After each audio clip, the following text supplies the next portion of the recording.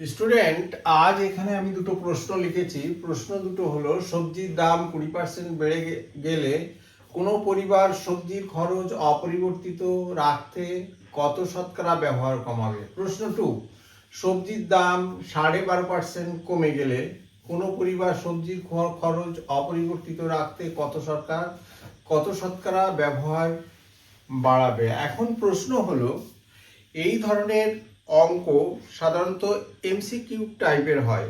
সেক্ষেত্রে আমাদের অত্যন্ত শর্ট টাইমের ভিতরে, অর্থাৎ কম সময়ের ভিতরে প্রশ্নগুলোর অ্যান্সার করার প্রয়োজন হয়। সেই জন্য বেশি ক্যালকুলেশন না করে কয়েক সেকেন্ডের ভিতরে অঙ্কগুলোর অ্যান্সার কিভাবে আমরা নির্ণয় করতে পারবো সেটা আমরা শিখব। এবং সেটা করতে গিয়ে আমরা ভগ্নাংশের সঙ্গে শতকরার একটা সম্পর্ক আছে, সেই সম্পর্ককে কাজে লাগিয়ে আমরা ক্যালকুলেশন ছাড়াই এই ধরনের প্রশ্নের উত্তর নির্ণয় করতে পারি। তাহলে আমরা প্রথমে কি করব, ভগ্নাংশের সঙ্গে পার্সেন্টেজ অর্থাৎ শতকরার কি সম্পর্ক আছে সেটা আমরা নির্ণয় করব। 1 = 1/1 × 100, অর্থাৎ এইটা 100%। 1/2 = 1/2 × 100, অর্থাৎ এটা 50%।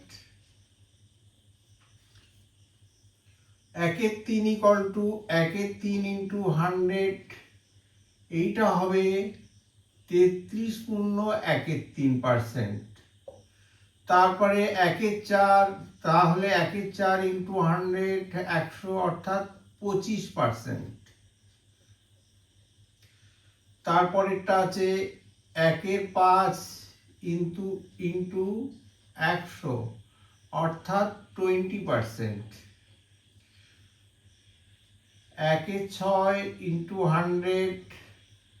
100 এটা কাটাকুটি করলে 50/3, অর্থাৎ 16.23% হবে। তারপরে 1/7 × 100, অর্থাৎ 14.27%, এটা হবে। 1/8 এটা কাটাকুটি করলে 25/2, অর্থাৎ 12.5% হবে। 1/9 এটাকে যদি আমরা শতকরায় রূপান্তরিত করি তাহলে কি হবে, 11.1/9% হবে। আর 1/10 = 1/10 × 100, অর্থাৎ এটা হবে 10%। তাহলে আমরা ভগ্নাংশের সঙ্গে শতকরার সম্পর্কগুলো সব লিখে ফেললাম। এবার আমরা এই দুটোর সুবিধার জন্য আমরা শতকরার গুলো এপাশে লিখছি। প্রথমটা 100%, দ্বিতীয়টা 50%, তৃতীয়টা 33.1/3%, চতুর্থটা 25%, পঞ্চমটা 20%, তারপরেরটা 16.23%, তারপরেরটা 14.27%, তারপরেরটা 12.5%,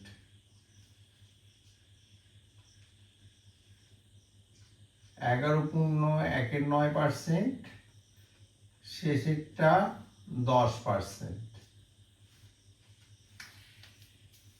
এবার দ্রব্যের দাম যখন বেড়ে যাবে তখন আমাদের খরচ অপরিবর্তিত রাখতে গেলে আমাদের ব্যবহার কমাতে হবে। এখন প্রশ্ন হলো, কত শতকরা ব্যবহার আমরা কমাবো। এখানে প্রশ্ন 1 আমরা লক্ষ্য করছি, সবজির দাম 20% বেড়ে গেল, অর্থাৎ 20% এখানটায় আছে। যখন দ্রব্যের দাম বেড়ে যাবে তখন আমাদের ব্যবহার কমাতে হবে। তখন আমরা এখানে এরকম একটা অ্যারো চিহ্ন দিলাম, অর্থাৎ 20% যদি বেড়ে যায় আমাদের ব্যবহার কমাতে হবে 16.2%। যদি সবজির দাম যদি 16.23% বেড়ে যেত, তাহলে আমাদের ব্যবহার কমাতে হতো এইটা। স্টুডেন্ট লক্ষ্য করো, আমরা ক্যালকুলেশন ছাড়াই উত্তরগুলো নির্ণয় করতে পারছি। সবজির দাম যদি 14.27% বেড়ে যেত, তাহলে আমাদের খরচ অপরিবর্তিত রাখতে ব্যবহার কমাতে হতো 12.5%। এরকম ভাবে আমরা ক্যালকুলেশন ছাড়াই এই প্রশ্নের অ্যান্সার নির্ণয় করতে পারবো।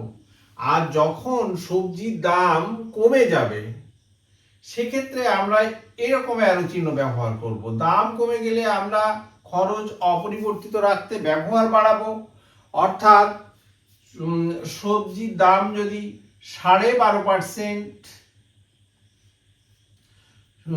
কমে যায়, তাহলে আমাদের ব্যবহার বাড়াতে হবে 14.27%। যদি 20% সবজির দাম কমে যায়, তাহলে আমাদের ব্যবহার বাড়াতে হবে 25%। তাহলে আমাদের খরচ অপরিবর্তিত থাকবে। তাহলে প্রশ্ন 1 এর অ্যান্সার কত হবে? প্রশ্ন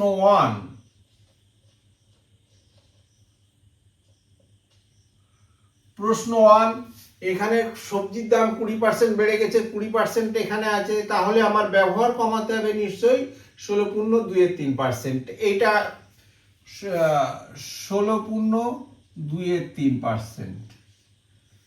এটা প্রশ্ন 1 এর উত্তর। প্রশ্ন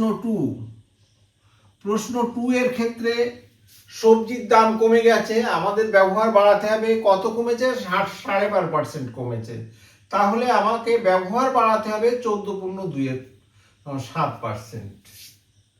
14.27%। তাহলে আমরা ক্যালকুলেশন ছাড়াই, অর্থাৎ হিসাব ছাড়াই, এই দুটো প্রশ্নের অ্যান্সার নির্ণয় করতে পারলাম। Thank you student. আমরা এরকম ভাবেই করব। শর্ট প্রশ্নের সহজ সমাধানের জন্য Facebook page math in mind follow করুন।